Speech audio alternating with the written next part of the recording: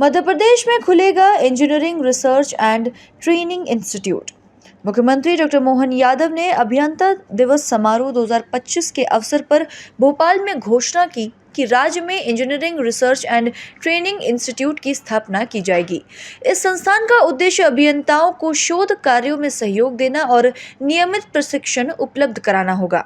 कार्यक्रम में मुख्यमंत्री ने उत्कृष्ट अभियंताओं व संविदाकारों को सम्मानित किया और लोक निर्माण सर्वेक्षण ऐप, न्यूज़लेटर एवं लोक परियोजना प्रबंधन प्रणाली का लोकार्पण भी किया। अभियंता दिवस के अवसर पर आज लोक निर्माण विभाग के माननीय मंत्री श्रीमान राकेश सिंह जी और उनके साथ सभी अधिकारियों के साथ हमने इस कार्यक्रम में शामिल होकर के एक नई शुरुआत भी की है, जिसके आधार पर 3 प्रकार के पुरस्कार, जिसमें अच्छे इंजीनियर्स जिनने अच्छा काम समय सीमा में गुणवत्ता के साथ पूरा किया, अपनी परियोजनाओं के प्रति दक्षता दिखाई, अच्छी एजेंसियां जिनको निश्चित टारगेट दे करके निश्चित समय पर यशस्वी प्रधानमंत्री के उस सपने को साकार कर रहे हैं, जब हम अपनी सभी प्रकार में सरकार के पैसे का सदुपयोग करते समय सीमा में जनता को गुणवत्तापूर्ण कामों के माध्यम से लोकार्पण का अवसर पाते हैं।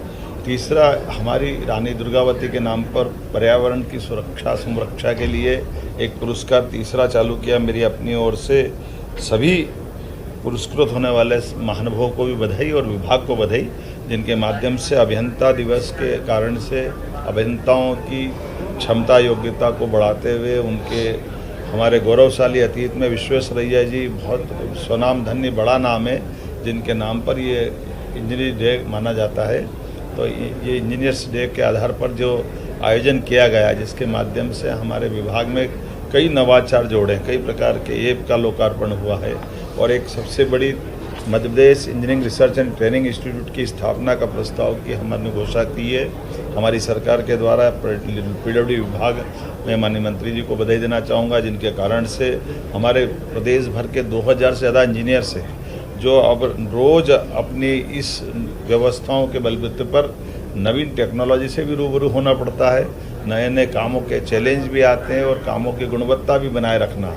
ऐसे में कई बार हमको बाहर हमारे इंजीनियर को ट्रेनिंग के लिए भेजना पड़ता है। इस इंस्टीट्यूट को बनने के बाद बाहर भेजने के बजाय राज्य में ही सभी प्रकार की तकनीकी दक्षता के अवसर वो पाएंगे, जिससे धन बचेगा, पैसा बचेगा, समय बचेगा, श्रम बचेगा और यहीं पे उनकी दक्षता मिल जाएगी।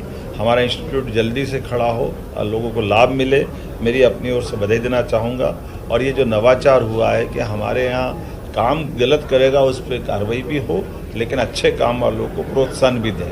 कुल मिलाकर आज के इस समय में इसी प्रकार के भाव को चलाए रखने की आवश्यकता है। मैं अपनी ओर से पुनः अच्छे सभी प्रकार के नवाचार की बधाई देता हूं।